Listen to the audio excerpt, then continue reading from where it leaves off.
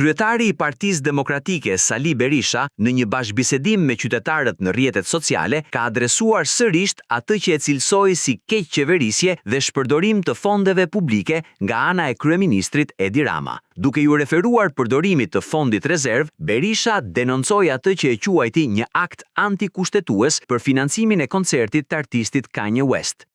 Në mënyrë të papritur, antikushtetuese, absolutisht antikushtetuese, Edi Rama merr nga fondi rezervi i qeverisë, krijimi i cilit bazohet në nene të qarta të kushtetutës së Shqipërisë.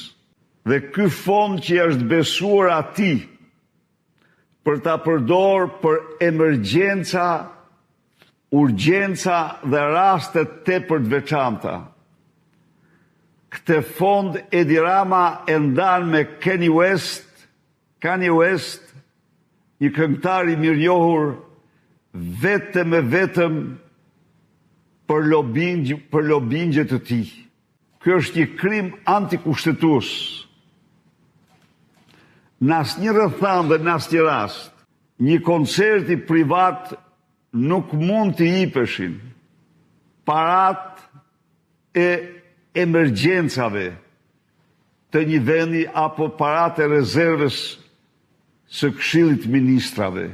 Gjatë fjalës së tij, u ndal edhe tek iniciativa për të dorëzuar në organet e drejtësisë provat e mbledhura në librin The Albanian Files. Berisha paralajmëroi se Partia Demokratike do të formalizojë së shpejti në prokurori një akt akuzë të detajuar për atë që e konsideron si një dosje të zezë të krimeve të qeverisë. 750 faqe akt akuzë për 523 vepra kriminale. Është de facto trajtimi i Shqipërisë nga Edi Rama si çiflik familjar dhe dorëzimi i këtij çifliku në duart e mafjes shqiptare dhe botërore.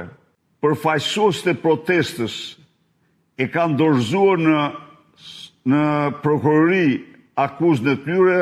Grupi parlamentar i Partisë Demokratike do ta dorëzojë së shpejti, por në prokurori një akt akuzë mbi të gjitha veprat penale të kësaj dosje. Berisha vlerësoi gjithashtu protestën që po zhvillohet prej 41 ditësh në kryeqytet, duke e cilësuar atë si një kryengritje paqësore që sipas tij ka fituar mbështetjen e gjerë të spektrit politik evropian.